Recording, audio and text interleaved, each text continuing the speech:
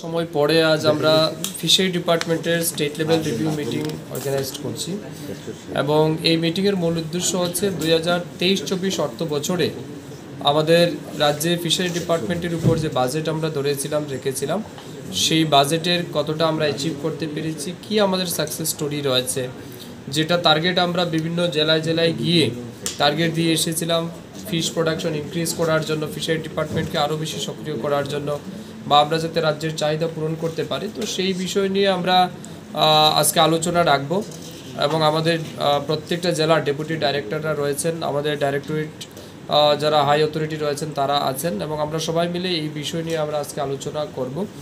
আলোচনার মূল উদ্দেশ্য হচ্ছে কি আমরা অ্যাচিভ করেছি, কি আমাদের সাকসেস স্টোরি রয়েছে, কোথাও আমাদের ফেলিওর রয়েছে কিনা না।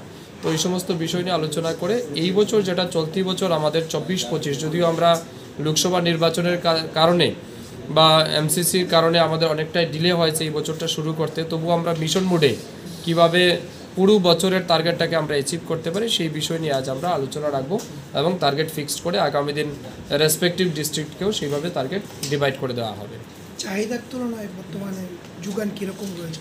এখনও আমরা চাহিদার তুলনায় আমরা পেছনে রয়েছি। আমাদের আজও প্রায় 15-20 হাজার মেট্রিক টন মাছ আমরা বাইরে থেকে আমাদের আনতে হচ্ছে।